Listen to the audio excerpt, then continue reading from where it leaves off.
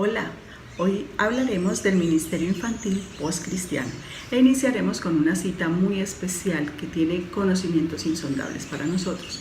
Salmo 78, versículos 2 al 7. Mis labios pronunciarán parábolas y evocarán misterios de antaño, cosa que hemos oído y conocido de nuestros padres, que nuestros padres nos han contado. No las esconderemos de sus descendientes. Hablaremos a la generación venidera del poder del Señor, de sus proezas y de las maravillas que Él ha realizado. Él promulgó un decreto para Jacob, dictó una ley para Israel, ordenó a nuestros antepasados enseñarlos a sus descendientes, para que los conocieran las generaciones venideras y los hijos que habrían de nacer, que a su vez los enseñarían a sus hijos. Así ellos pondrían su confianza en Dios y no se olvidarían de sus proezas, sino que cumplirían sus mandamientos. Hermosa promesa. Es nuestro deber transmitir estos conocimientos, esas proezas, todas esas hazañas que el Señor ha hecho con nosotros, de generación en generación, pero también es nuestro privilegio. Bueno, ¿cómo hacerlo en estos tiempos posmodernos? No es desconocido para nadie que cada vez el mundo es más secular. Saben, las generaciones de hoy, el mundo de hoy, no es que no crean en Dios, o que no crean en una religión, es que no hablan de ella, no se interesan en ella. Las cosas espirituales han sido desplazadas por una cantidad de distracciones que ocupan cada momento de la existencia de los seres humanos, particularmente en esta era de internet y de tecnología. La verdad es que la gente en este momento es espiritual, pero no es religiosa. Y eso no del todo tiene que ser malo, es importante ser espiritual.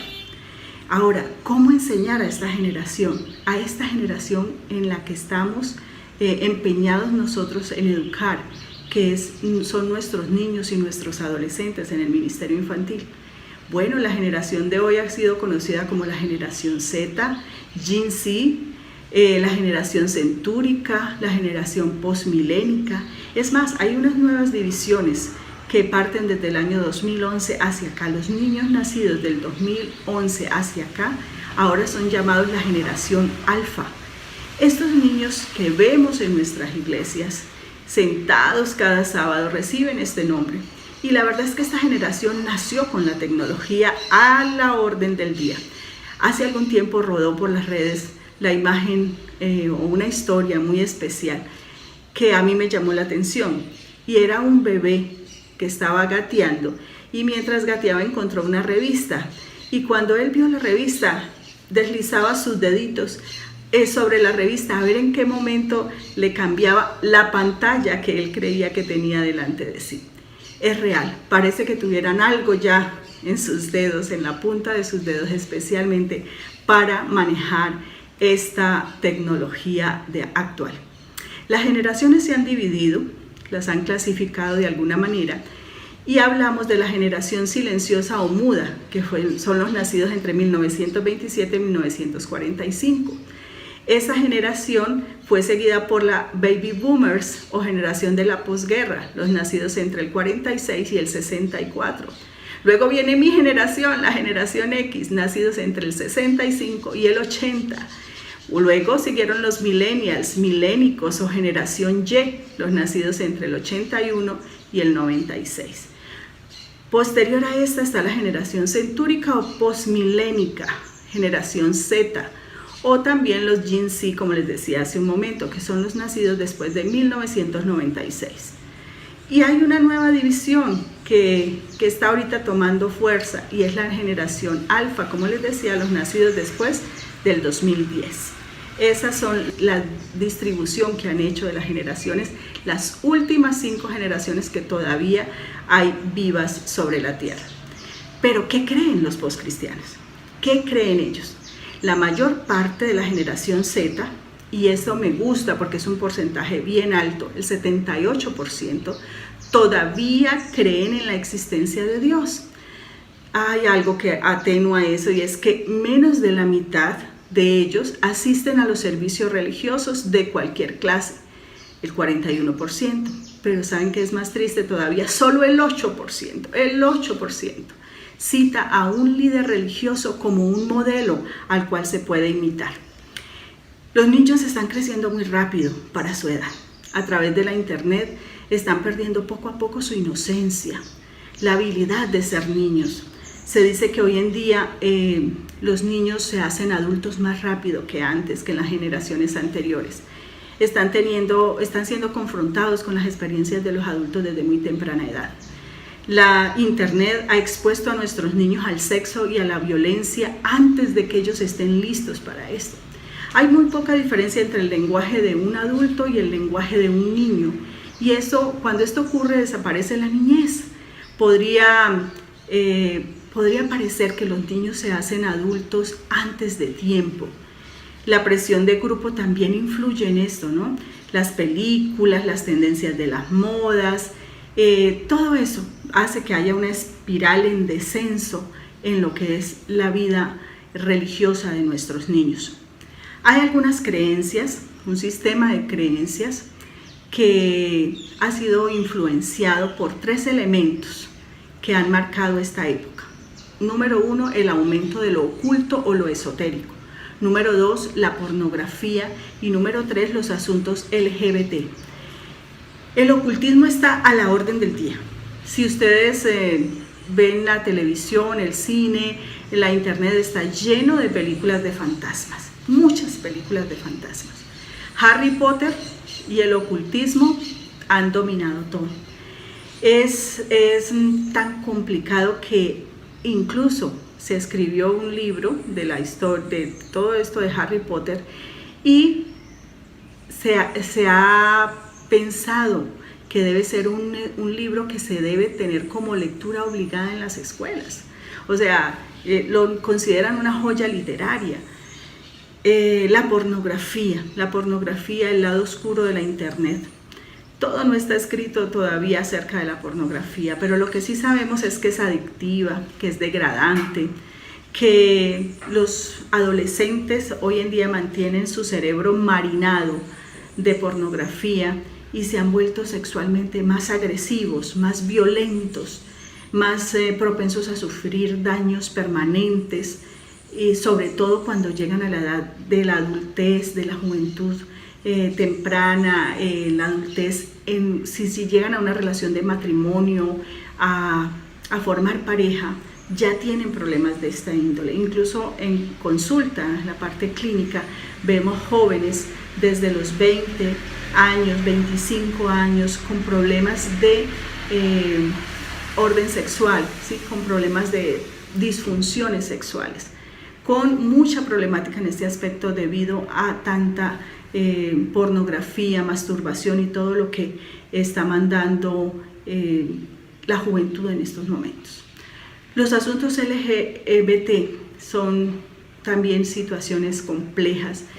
La generación Z es una generación que apoya fuertemente a los matrimonios entre personas del mismo sexo. Son defensores de los derechos de las personas transgénero. En nombre de esa libertad individual ha habido un incremento de fluidez sexual. ¿Saben? Ya hay lugares sobre el planeta en los que la homosexualidad, dicen, pasó de moda. Ahora hablamos del sexo líquido o de la sexualidad líquida, y es que lo que tú sientes, tus propios deseos, el momento a momento, como lo vayas sintiendo, es lícito hacerlo. Así que si hoy eres transexual, listo. Si mañana eres heterosexual, listo. Cada momento de la vida puede estar dominado simplemente por tu gusto, por tu deseo. Eso está permeando la mente de esta generación. Esta generación tiene otra característica muy especial, y es que fueron niños deseados, fueron niños planeados en su gran mayoría.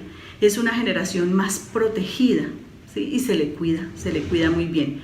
Sin embargo, el foco de atención de esta generación es cada vez más hacia ellos mismos, y la pregunta que ellos se hacen muchas veces, bueno, ¿qué hay para mí en esto? O sea, ¿qué tengo yo a cambio? ¿Qué obtengo? ¿Cuál es la ganancia que yo tengo?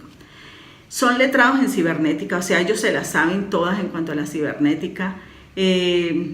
son personas que son capaces de estar organizando sus publicaciones de Instagram, depende de los likes que tengan, entonces así mismo ellos sienten que sí, que no, pueden publicar, esto lo quito, esto lo dejo, porque para ellos es muy importante cuántos likes tienen y muchas veces se preguntan cuántos son suficientes, cuántos de estos likes son suficientes.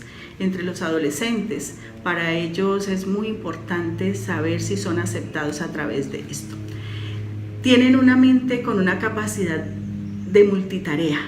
Son capaces de estar en una computadora mientras con sus audífonos están escuchando su música favorita, pueden tener al frente el televisor viendo su programa favorito y pueden estar atendiendo a sus redes por momentos. Entonces ellos pueden hacer todas esas cosas, es una generación de expertos en multitareas, pero espiritualmente son iletrados. Los niños de la generación Z no conocen mucho acerca del Evangelio.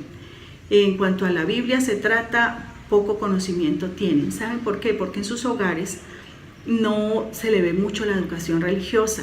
Entonces tienen mucha información acerca del mundo, de la tecnología, de lo que pasa a su alrededor, pero acerca de la vida espiritual, lo que es la educación religiosa, no lo tienen. ¿Por qué? Porque si nosotros hacemos cuentas, estos niños son hijos de la generación Z temprana, o sea, los anteriores, o los centennials y los millennials son hijos de esas generaciones. Nacieron con la tecnología, ellos también desde muy temprano permeados por la tecnología, entonces ellos permiten a sus hijos que, o sea, para ellos es normal que sus hijos estén pegados de la tecnología. Estos chicos también tienen unas características muy especiales y es que valoran mucho la libertad personal de elección.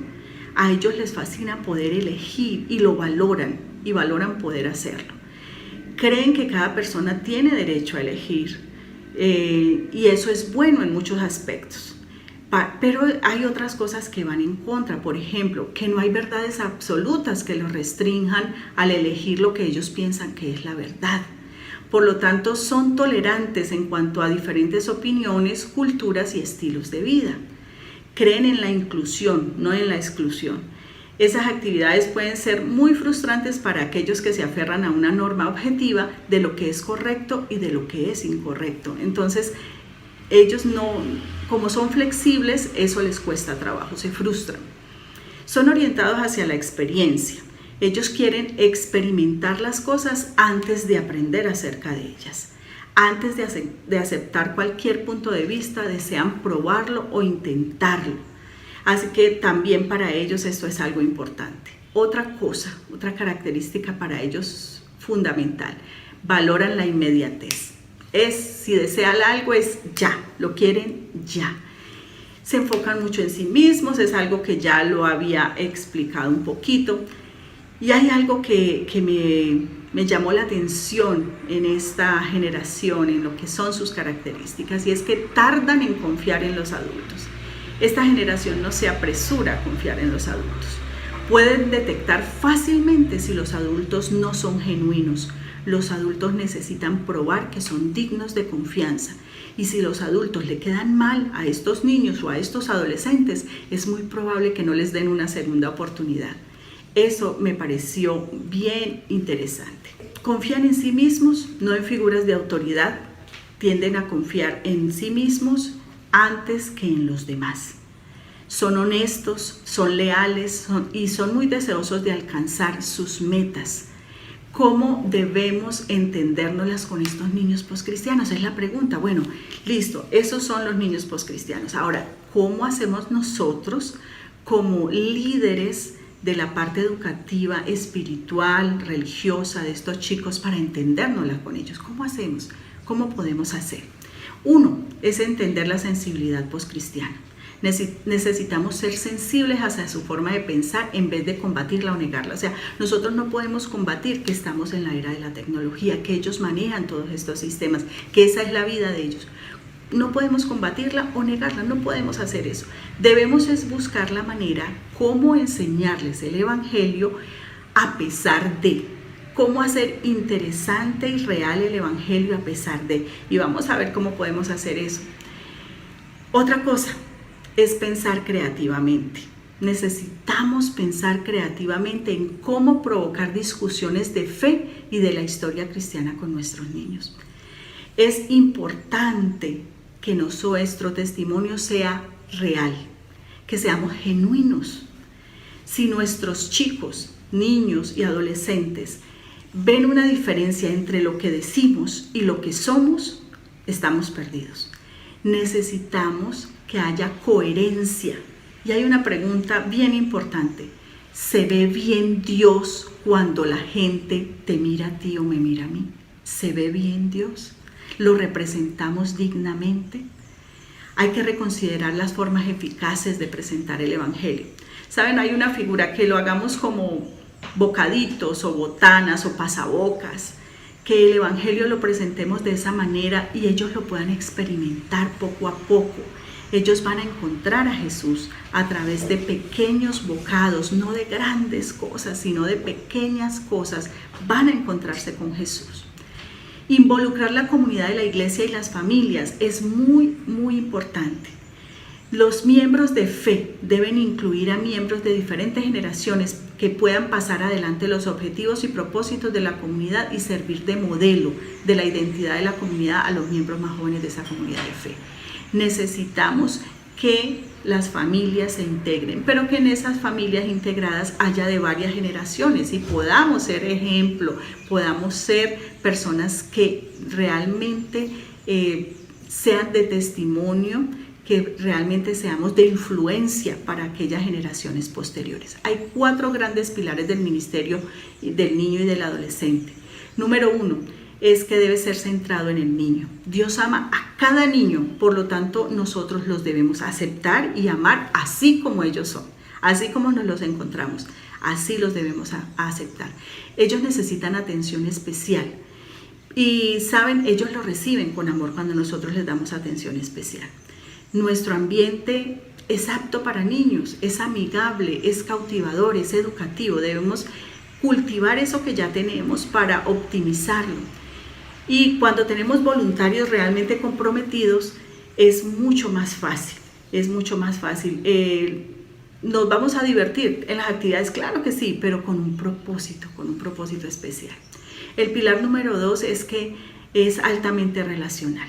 Nos esforzamos por actuar en forma relacional, no solamente dar información. Debemos relacionarnos. A la vez que enseñamos a nuestros niños es relacionarnos con ellos. No podemos ser solo los maestros y en el momento que está en la clase.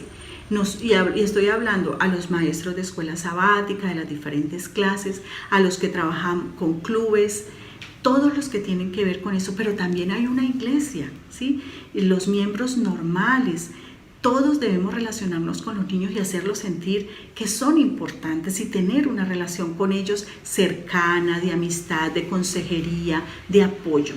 Eso es muy importante. Enfocado en el Evangelio es el tercer pilar. Creemos que los niños son importantes y que le importan a Dios, ¿ok? Así que nosotros necesitamos darles las buenas nuevas de salvación por medio de Jesús de forma clara y de forma frecuente, proveyendo para ellos una experiencia que los invite a aceptar a Jesús como su Salvador y amigo, como un amigo especial. El cuarto pilar es que este ministerio está dirigido hacia el discipulado. Reconocemos que Jesús dejó un mandato, ¿verdad? Y es que debíamos ir y hacer discípulos. Sin embargo, esto no ocurre al azar. Debemos ser intencionales y debemos tener una estrategia y un enfoque. Y el enfoque debe ser hacia esa persona, esa personita, ese niño que se sienta cada sábado allí en nuestra clase de escuela sabática, que asiste a nuestros clubes.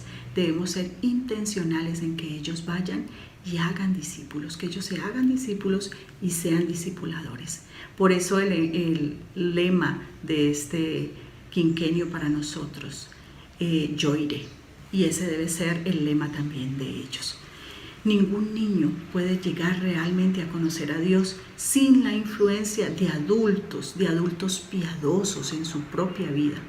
El cuidado y la atención del alma de los niños es nuestra responsabilidad.